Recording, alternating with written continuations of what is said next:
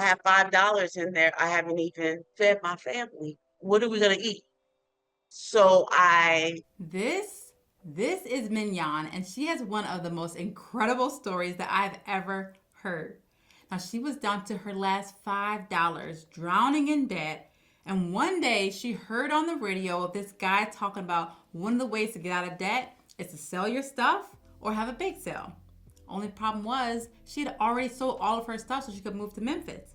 And then the other problem was she didn't know how to bake, not even out of a box. So how in the world was she able to build a multi-million-dollar cupcake business when she only had $5 left to her name and she had 4 kids? Well, if you want to know, we're about to tell you. You're going to hear from her herself. You guys ready to get into it? Let's go. Thank you so much for joining us. I'm excited to be here, Whitney. I can't wait to dive in. Yes, I am so excited. We even were talking before this got started, so I'm like, okay, I gotta press record. Enough. She is giving the gems already.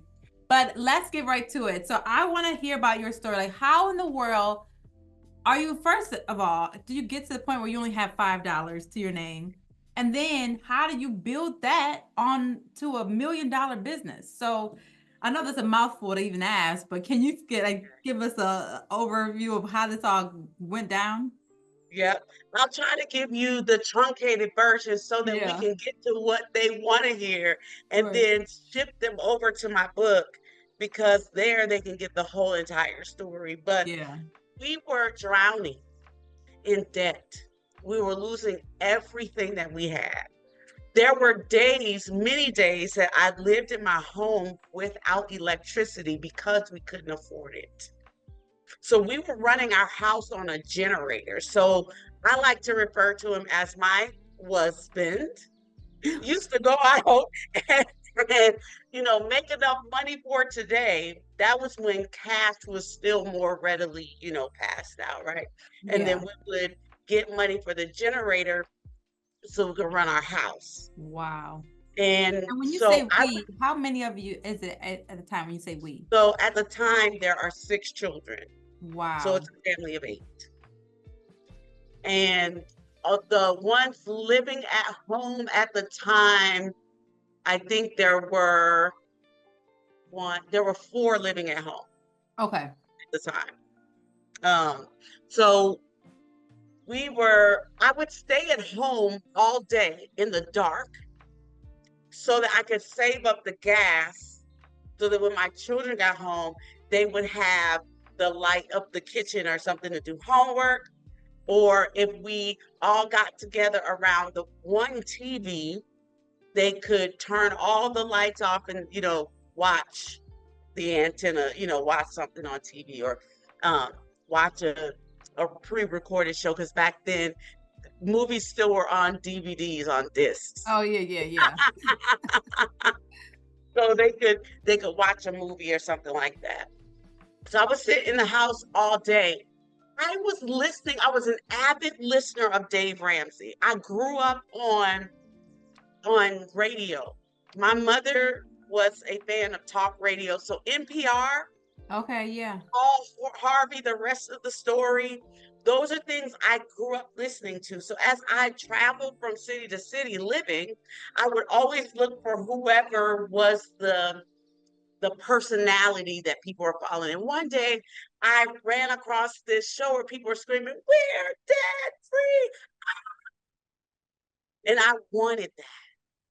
I Yeah. wanted the freedom that I could hear in those screens. And Mm. so I feverishly searched for it because it was at the end of the show and I didn't know what it was. I feverishly searched for it, found it, and became a follower. Mm-hmm. And started the baby steps plan where you try to put your try to get $1,000 saved, and Right. the debt snowball where you put money in envelopes trying to pay the minimums on everything and knocking out one. And it was the first day that I was gonna sit with the envelope system. And I remember writing down all of the bills that I needed to pay, and I didn't have but $5. So I didn't have enough to even attempt to put anything in envelopes as I was getting my envelopes together and writing on what they were going Yeah. to be. I have $5 in there. I haven't even fed my family. What are we going to eat? So I was thinking in my head, okay, red beans and rice. I have rice. I have, have flour. I have meal. Like, I have cornbread. Like, I'm from New Orleans. So there's certain meals I could come up with that are not going to cost Right. much. We're talking about 2007 here. So this is at the beginning of an economic downturn. And I'm sitting in the back of my house. I have $5 left to my name. And I'm in the dark because we don't have electricity. When my neighbor knocks on the door and says, "Why are you sitting in the dark?" And I said, "Because I'm meditating." Duh. Duh. Um, just to get her from asking questions Yeah. and get her off my porch. And she said, "Well, I'll let you get back to what you were doing, but I have been making cupcakes because Dave Ramsey said that you could have a bake sale and get out of debt." Well, the problem is, and he also said you have a garage sale, sell everything you got. Problem with the garage sales, we sold everything that we had to get to Nashville. Problem with the bake sales, I don't know how to bake, not even out of a box. But I have been practicing. And so I've been practicing on my family and I've been practicing on my neighbors. And I had hit a lick. And I had this one lemon cupcake that my entire neighborhood was like going nuts over. It was only about the size of a 50-cent piece. It doesn't look like a traditional cupcake looks like. It was bathed in a lemon juice and powdered sugar sort of glaze. And they were like, coin size. You could pop it in your mouth and sit there and make yourself sick on them. And so she had knocked on the door and said, "Listen, those little cupcakes you've been making, I want to give them to all of my clients for the season." And I was like, "Great. You bring me this opportunity in my head when I don't have any money to take it." I immediately go into this conversation with God, and she's standing in front of me thinking I'm going to be so excited about this big order that she's bringing. And she completely disappeared as far as I'm concerned. I'm like, "God, really? So you got this lady standing right here asking me for something, and you're not even going to give me the opportunity to fulfill it." And God said, "But I feed birds and they don't store up in barns. And they don't toil for anything. How much more will I Right. give you who looks like me?" All right, bet God. I put on my shoes. She said that when I gave her some, she would pay me for some. So if I give you 12, you're gonna pay me for 12. Yeah. If I give you 24, you're gonna pay me for 24. Yeah. If I give you six, though, you're gonna pay me for six. Absolutely. Oh, wow. That was all you I needed. went and got my shoes on and I walked to the Kroger on the corner of Monroe and 8th, which is only about 3 blocks in two different directions, about 6 blocks away. Because like now my cars are being repossessed. We're losing everything. And I took the $5 bill saying, "God, if you don't come through, I don't know what I'm gonna do because this is all I have." And I turned that five into 60 that day because she paid me like she said that she would. Wow. And I turned that 60 into 600 by the end of the week when I had fulfilled all of the orders and I knew that I wanted to be doing more of that. And it had been that same money that I was flipping from 2007 to 2017 when I got introduced to a banker who showed me that I had more capacity than I Wow. recognized that I had, and showed me how I can begin to grow my business to more locations. But it was that one $5 seed that took me from where I was to where it is that I want to be. And I'm so excited to be able to tell your listeners that one thing Mignon Francois knows how to do. Well, I should say two. I know how to pray Okay. and I know how to make money. Those are I two love things it. That's all that you I really need, right? like, honey, I know how to make some money. Now you may not want to do, something strange for some change, but I do know how to get you there. And it's gonna be all legal and it's gonna be all things that God will Right, right, smile right. on. Right. I love that part, right? I love this. Okay, so but I like to even go right back to okay, now you made $600. How do you get your next order? How are we building this at this point to where you were today? This is such a great question. I was pounding the pavement. See, I wasn't waiting for the opportunities to come to me. I was going out and I was getting the opportunities. So Wow. what was happening was I have these really tall windows in the front of my house. They're like 8 feet tall. And I would stand in those windows as if God, looking to God, looking up to heaven, God, give me a sign, show me what it is that I'm supposed to do. And what I noticed was that they were tearing down all of the buildings across the street. And as they would tear down one house and put up 15, there were people that were moving in that didn't know, Oh. except that I had a sign saying bakery coming soon. They didn't know how great this bakery was going to be. And I let truth be told, I didn't know how great this bakery was going to be either. Because Mm-hmm. remember, I'm learning as I'm building the recipe because I didn't know how to bake, not even out of a box. So I'm making like I'm practicing every day. So it went from being in my kitchen in the back of my house to now I have a test kitchen in South Nashville, which is adjacent to one of my locations because God is faithful. Mm-hmm. If he orders the meal, he's responsible for the bill. So you Woo! might not know what it is that you about to feast on. But he does promise that I have prepared a table for you in the presence Presence of of mine my enemies. enemies. And surely goodness looks like this.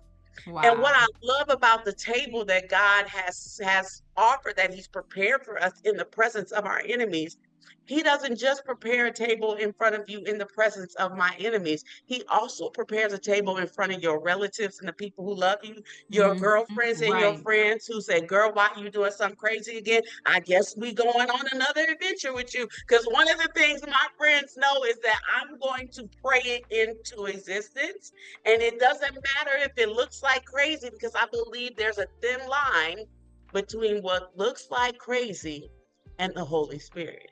So he Mm-hmm. prepares a table before you in the presence of your enemies, but not just in front of your enemies, but also in front of your friends and your loved ones who got to support what it is that you're doing and who also need to learn how to believe. Right. Now we are here like all right, so you're just in your window and you're seeing the opportunities. Are you going so you're going out saying I have cupcakes? Like how are you selling them at Yeah. this point? Yep, I'm knocking on the doors of those new people moving in. And I was making little 4-pack cupcakes and I was decorating them like bushes. And I would write a little note that said, "Welcome to the hood." Because I always saw myself in this sort of June Cleaver kind of way with an afro. And so they would, I live in the inner city. And so they'd be afraid to open the door for me. And so when they peep over, they'd be afraid, like, up to the neighborhood they just moved into. So it's like, I don't want anything from you. I came to bring you something. And those people would then come back and knock on my door and ask me for more of what it is that I Wow. brought them. And I would And you're stop doing real that for estate. free. I was just doing it for free. And even I when was when just you first started giving it to your neighbors just to let them taste it, that was all free too? Yeah, that was my they were my Just to get a taste. yeah, they were my what do you call that when your A samples? guinea pig or Yeah, they were my guinea pigs, but they were also my market research. yeah, right, to tell Yeah. you which ones are like they do they Yeah, like. what do people want? And you Wow. know, This is I so li- good for people to know. one of the neighbors who didn't really want to open the door for me was so surprised at what I had to offer him. He comes back a couple days later and says, "That cupcake you gave me, is there any way that could be a whole cake? Oh, My wow. mother loves coconut cake, and that coconut cake you made was so phenomenal." I want to make her a whole one. I didn't even know how to price a whole cake at the time, but I was like, okay, this is what the ingredients cost, so I'm gonna double it and make 100% off the profit. And I gave him a price, and he gave me a tip. Oh, wow. You know what I mean? So Oh and my. became a regular. So all right, now we're building the business by just you going out there, basically like giving free samples, not samples per se, but just like giving it out for free just to give them a taste. And Yeah. this is how it grows just by the neighborhood. Yeah, just by the neighborhood. So I live in a walkable community. So Okay. there are restaurants and houses, and people work inside their houses to come out and go to the restaurants in the afternoon, Oh, things so like that. okay. Good foot Reminded me traffic. very much of New Orleans, where I'm from. Okay. So the restaurant on the corner, they ordered them. Again, right now, I just have one flavor. They ordered them, Wow. and those people were coming back and said, I haven't had anything like this since I left England, or, since I was a little girl, things like that. And so the people who had them at the restaurant for the meetings in the morning, they would walk down and order them. God was Wow. supplying my need according to his riches, Yeah. not mine. Is. And so it was just little tricklings for me to practice. And it would be this little injections of money, $20 here, Yeah. $25 there, $100, here and there. That's And how I did. that's a good point. Like, how do you deal with pricing when it comes to this? Did you know how to price your to make a profit? Because I think that's always an issue with anybody in business. Like, how do I Yeah. price my stuff where they know how they'll buy it and still feel like it was worth it? Yeah, we all start with a measure of something. None of Hmm. us starts at zero for where it is that we're trying to go. So you have something in your house that you can use. And for me, I had worked business before. I had done all the administrative for my husband's business. I had done the tax. I had filed our taxes. I had worked business before. Okay. But this was the opportunity that God had sent me as my last opportunity to be obedient. So this wasn't my first rodeo. So I Okay. understood that I needed to make a list of what all of my cost was, Yes. and then put a value on my time, and Right. then figure out how much of my electricity I was using in a day. I stretched that over 8 hours, and then stretched that over 30 days in order to figure out how much I could allot to the electricity. So there were variable costs that change all the Oh time wow. with ingredients, but there were costs that stayed essentially the same. And so those costs that it cost me to run the oven, I wanted to get the majority of my work done in that cost so that everything else could be gravy on top. So the more Hmm. that I could get done in the time frame for the cost that didn't change, that allowed me to be able to keep more in my pocket. These are things I already understood. Right. No, that's really good. Now, when it comes to baking from home, is that allowed? Because I know there are different like industry standards and things like that. Can anyone start a business to baking from home? I think every state has different laws. In Tennessee, we have something called cottage laws.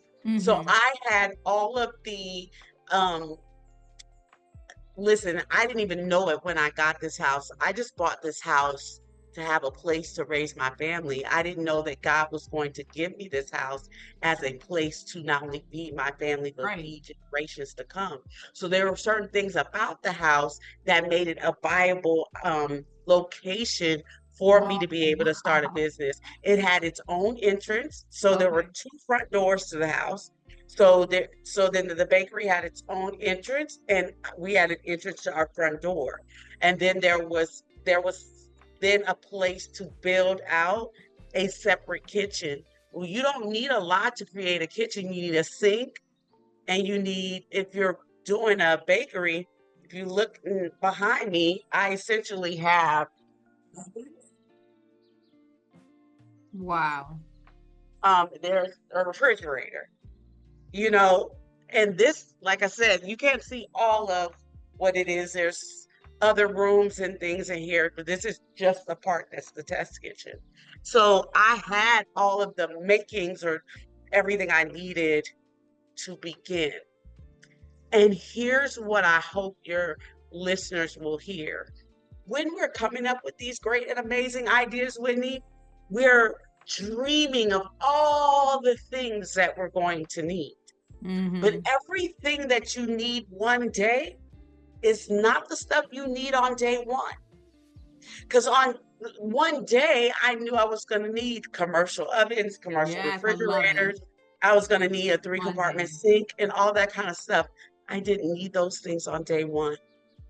On That's day one, I had a dorm size refrigerator, and a KitchenAid mixer. And those were all I needed in order to get started. And in fact, it was the health inspector who told me that. He was coming wow. in to see where I was on the process of getting my place open. I had been working on it for 2 years, like it was a job every day. And he saw Wow. Every day. every day. He saw my little dorm size refrigerator. He said, "Is this the refrigerator you're going to be using?" And I was like, "No, absolutely not." Thinking that is the refrigerator I use. And he said, "Well, it's good enough. I mean, if it keeps temperature Okay. and you can hold the products, even if you got to go to the store several times, it's good enough." And I was like, "It's good enough?" He just went around my room and looked around and whatever else and handed me this piece of paper that I wasn't expecting. And it was a pass to open up my store Oh, that wow. day. Wow. So I think we're a lot of times we discount what we already have That is so, oh, this is so good. Okay, now you have how many locations now? for. How do you get to a point where even for your first location, you know it's time? Like I feel like sometimes people might just want to jump into it, but how did you know? Okay, it's time to expand now. I mean, obviously the orders are coming in, but what made you say, okay, it's time to get another location? Yeah. So I'm operating 4 locations right now, but I've had more than 4 locations. Okay. So when I first decided to open up another location, the people told me. Wow. It was the customers who were coming in and saying, "You're not charging enough for this product. We would pay you more. Raise your price, raise your price, raise your price." It wasn't They're until telling 10 you. years in that I raised my price, I think. Woo! And it was a matter of, Mignon, either you raise the price or we have to close the doors. Oh wow. And Because they were willing to pay. and they were asking me to raise the price. So it was the customers who were telling me. I was just looking, listen, you can look to your past to tell your future what it is that we're about to do, right? You can, I said to you before, I had run business before. I had been responsible. Right. This wasn't mine. So I look to my past and I say, what do I know? What does my past tell me about what I have that I need? Mm-hmm. You already have everything you need. And that's, if you hear me say nothing else, all you have is all you need to get from where you are to where it is that you want to be. Because what you need one day is not what you need on day one. So the customers were telling me So where good. they wanted me to be. They were telling me the miles they were traveling to get to. And they kept saying, "Come to where we are, come to where we are." So the Oh first thing wow. I did was I got a mobile truck Oh, it's because my customers told me, one of my customers sent me a long email saying, "Girl, I just got back from, I think she just got back from New York or California, can't remember which one." And she said, "They're doing something out there that they don't do in Nashville, and it's called a food truck, where you can put your stuff on the food truck and you can go out to where the people are." And she said, "The funkier the vehicle, the more successful it seems like it will be." So I was like, "Okay, cool." I went out looking for a mail truck. That's what I had in my head, an old mail truck. And what I found was an old school bus. And we converted the school bus into a cupcake bus and took it on its inaugural run around Nashville and became the first dessert truck in the city. and laid out for the city what their food truck programming was going to look like Oh my based God. on how we did it. Right. Because I was paying attention to what the people around me were saying. When God says, I supply your needs, He also supplies the information. And it may come through emails from people, through Instagram direct messages, through Mm-hmm. text messages on the phone from a friend, from a picture or a conversation. You just have to be willing to be paying attention. I love this. And you have a team as well, right? Now, Hmm. how Yeah. many? I believe there are 20 something of us right now. Wow. Now, on a Yeah. manager level, like, is that something that I know you had business experience before, but was that something that you needed to develop better as becoming a leader and like helping them out? Because I know I was watching one of your interviews. You have a very unique approach when it comes to how you manage your team members. So I wanted you to share that. Yeah, I was gonna say most of my life is flying by the seat of my pants. Um, but I think what I learned as I got my degree from the School of Hard Knocks was these ideas that come to me are a gift. Mm-hmm. And it's actually a strength to get ideas. It's called ideation. But my whole life, I was told you need to stick to something, choose one thing. When as a creative, God Right. Himself didn't stick to one thing. Thank God he didn't. And thank God He didn't.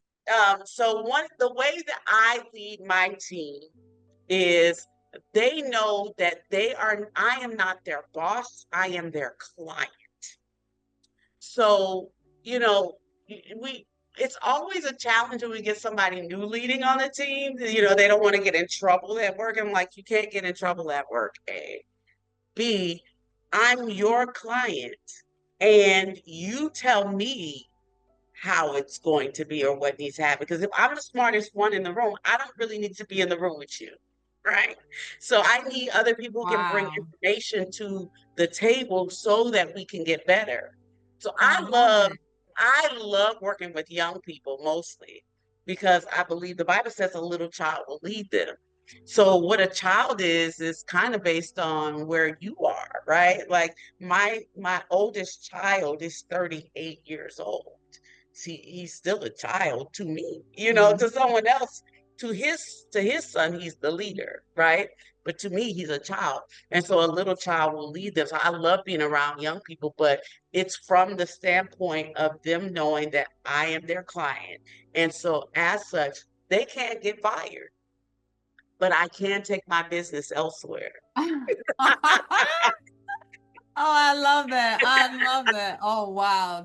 I've never heard of this before. And I love business. This is my area. This is crazy. Yeah. Oh, wow. Okay. So, what makes you unique? So, there's so many different cupcake places out there in the world. Why will people or someone want to choose yours over someone else's? That is such a great question. There is nothing special about me. There is nothing unique about what it is that I'm doing. I think the difference is that I have decided to follow the plan that was given to me.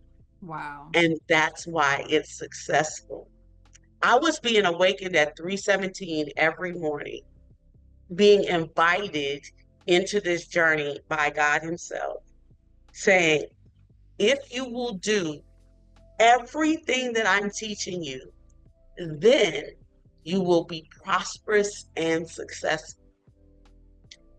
So the thing that's making me the number one cake in Tennessee, that's making me the best cake in Nashville, has nothing to do with me except that obedience is better than sacrifice.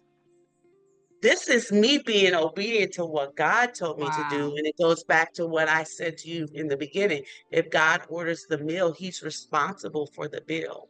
And so all the success that we have is all because of what He grants us. The Bible says it is God who decides what will succeed, whether this thing or that thing. So you might as well try something because it's him who decides whether it's or not it's going to work. A lot of times we think it's on us when it's actually on him. And I love that Mark Batterson says it like this: pray like it, he said, work like it depends on you, but pray like it depends on God. Oh, I love that. I love And that. so that's what we're doing. This is so good. Okay.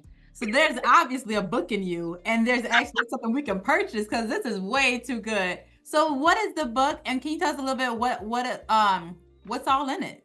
Yeah. I thought I had it with me. I went to grab it, and we're all sold out here in the store, so I don't have one in the That's a good store. problem. Yeah. It's called Made from Scratch: Finding Success Without a Recipe. And Woo! what it does is it chronicles my journey of how I got from where I was to where I wanted to be, so that you could know that you're not alone.